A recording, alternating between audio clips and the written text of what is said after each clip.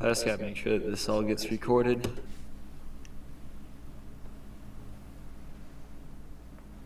Okay, looks like it's working. Chat's clear, which is also nice. No offense, Twitch chat. Alright, so thank you for accepting my invitation to be interviewed, Shin. Thank you for having me. Oh. So I'm gonna start with some basic questions. So, when did you start playing video games? Well, I started way back before Windows. We were in good old DOS prompt where you had to manually put in the floppy drive or floppy drives that had all the information on it. And then you had to go through DOS folder by folder. This is all text. There's no visual folders, just text folders. And then you had to find the exe that you needed and then do a run command on the exe, and then the game would load. So it was like Trial by Fire was one and Hero's Quest was another. They were text-based adventures. They had like a very archaic animation slide screen. So like each map was made out of squares and each square had a still screen and your character would like pixelate across it. It's been gaming since the old days, the old school days. No. So the game that you have played competitively is StarCraft 2. Correct. So when did you start playing StarCraft 2? So StarCraft 2 came out, what was it, 2007? Maybe a little after that. And it was Wings of Liberty was the first expansion. It was just before the other two expansions came out. So the very first StarCraft 2, Wings of Liberty. And I was living at home for a while, saving up a bunch of money. I saved up about $6,000. So I moved out to Delaware and got a place. And for 9 months, I had enough savings for 9 months. And I used that to kind of like give myself a retreat. And some really fun things happened during the retreat. First of all, like your diurnal schedule gets flipped a little bit because your circadian rhythm is actually 25 hours, not 24. So I would wake up later and later each day. And I think I kind of rested around waking up at sunrise or going to bed at sunrise and waking up at like 4 o'clock in the afternoon. So doing that allowed me to do a lot of free time stuff. And some of that included picking up StarCraft 2. So I started to play kind of casually. And StarCraft 2 keeps track of things like actions per minute and your performance based on your resource collection rate and your enemies killed and things like that.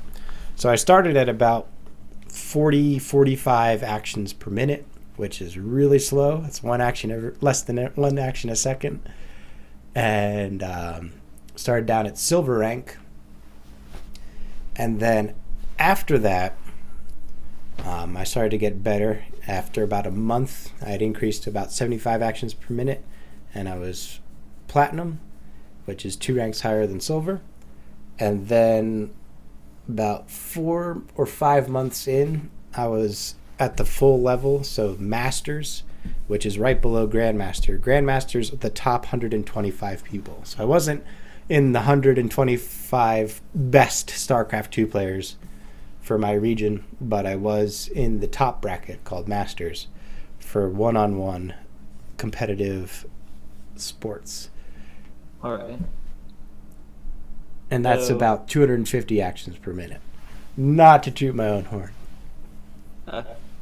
So do you actually watch esports or just play them? Yes.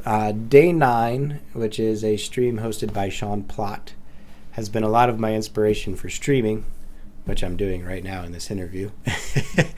And so he plays StarCraft, and now he plays Hearthstone. So I was very much watching him. He had a couple series. One was a Fun Day Monday where they just did gimmicky stuff that played with the actual programming of the game. And then there was like actual tactics that he would show you.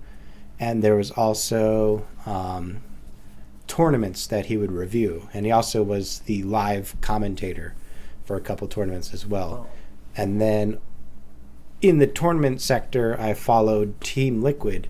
So how it works in that realm of esports, if you want to get money, you either need to have independent sponsors, which is really hard to do, or you join like a game house.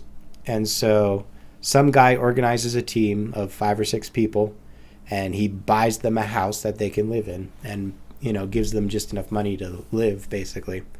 And rather than trying to get advertising for one person, you get advertising for one team.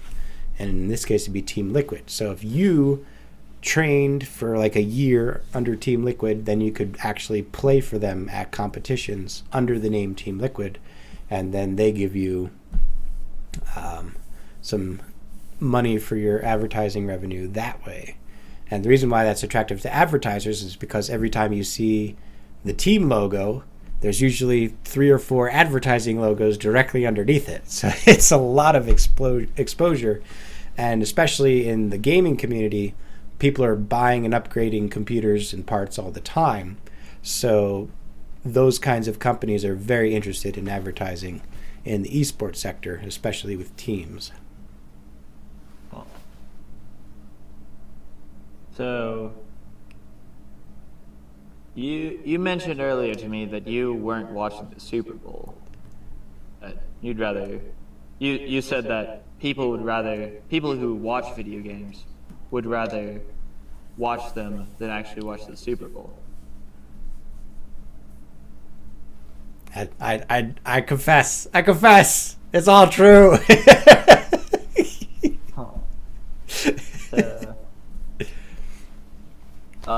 Do you feel like the growing popularity of esports is like taking people out of actual sports, such as the Super Bowl, for example?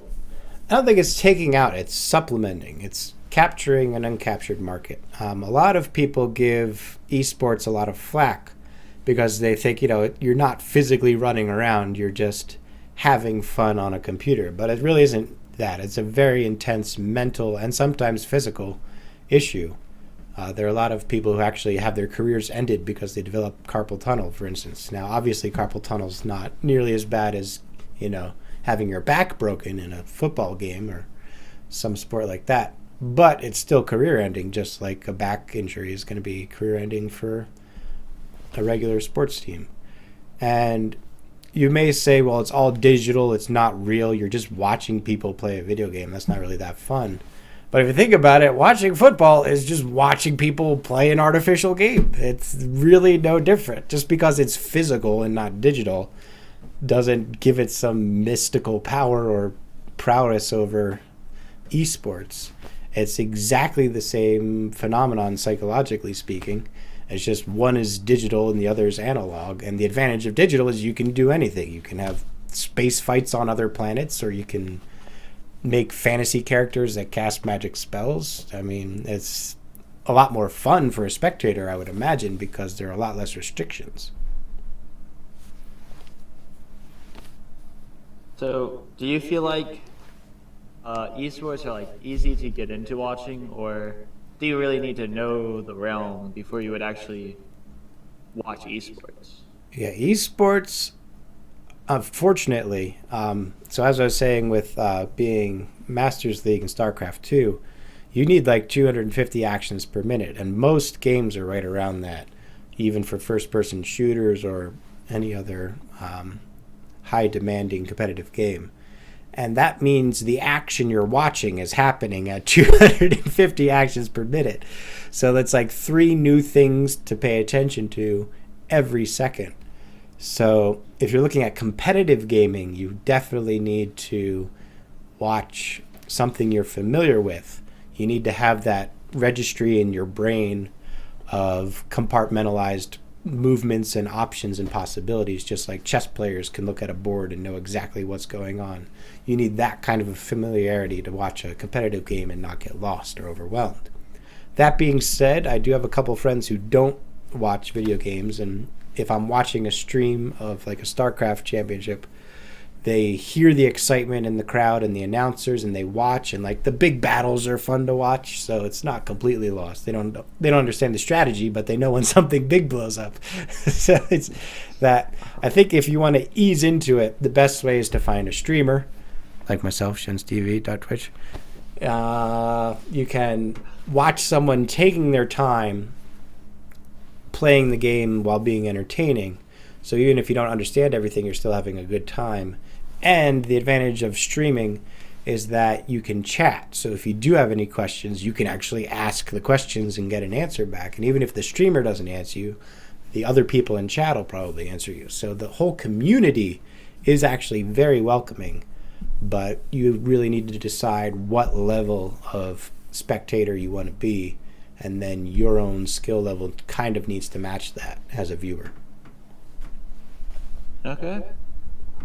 Well, thank you for your time, Shen. It's been a pleasure having you. Thank you for having me. It's a lot of fun. All right. Bye.